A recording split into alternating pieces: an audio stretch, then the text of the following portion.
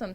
I'm Leah Rose, and I'm here with Steve Blum and Wendee Lee. Thank you so much for interviewing with us, guys. I just have a couple of questions. First off, how has voice acting changed over the years? Because you guys are pros, so what's changed since your day one? I've gotten better at it. Well, now, I'm waiting for your command. I think for starters, I had no idea what I was doing in the beginning days, and even after we had finished shows like Bebop, I still didn't consider myself an actor. I didn't realize I was acting. It just didn't make sense in my weird brain. Awaken, warrior. Rise and serve your new master. So somebody actually had to point out to me that was my profession now, so it wasn't something I had set out to do. And that was a big aha moment for me, so that's probably the biggest change for me. That's really cool. And you? I would say some of the technological advents. We used to record without any beep package. We usually hear 3 beeps, and that cues you when you start your line. Fun. Can't it go any faster? And we would work all analog, and so now it's all digital, and it makes a big difference. And we also have home studios, so we don't have to always drive to the job when there's an audition, so we can audition from home.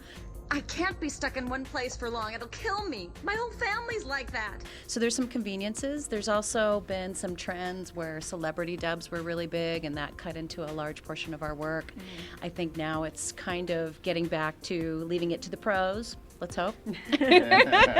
For sure. My other question was, what goes through your mind and how do you feel when you see cosplayers of these incredible, famous characters that you've done the voices behind? Used to scare me. Used to creep me out. No, I mean it's hugely flattering that somebody would be moved enough by my performance or whatever my part was in that particular show that they would actually take the time and patience to put together an outfit and memorize all the lines and play act all of this stuff. It's really an incredible experience to see that happen right before your eyes, and especially when we go to cons like this and you'll see sometimes a whole row of fays or a whole row of spikes. It's amazing, and it never gets old. It's always awesome. Right. And you? Speaking to the frightening, the man Fei was really scary and amazing. Did you see one at this con? I didn't see the No? one here, no, but I saw somebody in little red briefs, tidy briefs yesterday. Oh, so that was that's right. What was I thinking?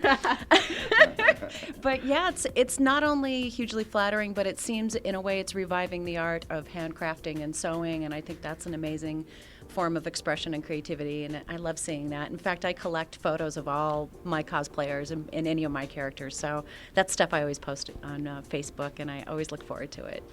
That's really cool.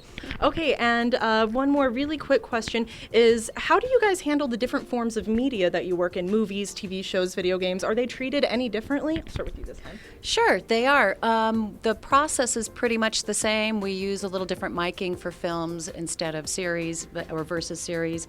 The process is different with games. I'm looking forward to our training.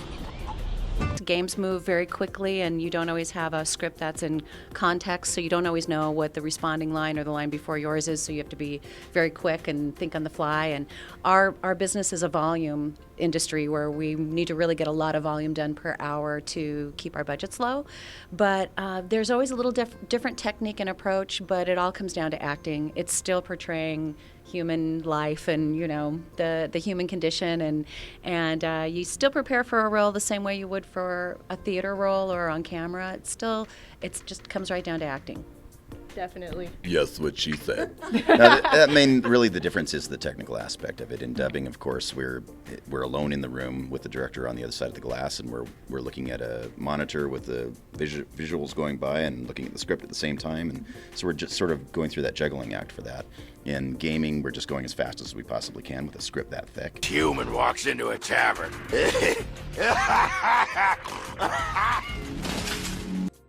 And in original animation, we're working often with a cast, and so we do get that advantage of playing off of the energy of the other actors in the room. That's really fun. So that's more like a radio play, but in the end, like when you said, it's all acting. It's all the same thing. We're trying to create that same product and make it as natural and organic as possible.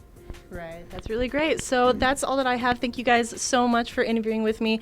I'm Leah Rose with bleedingcool.com. That was so easy.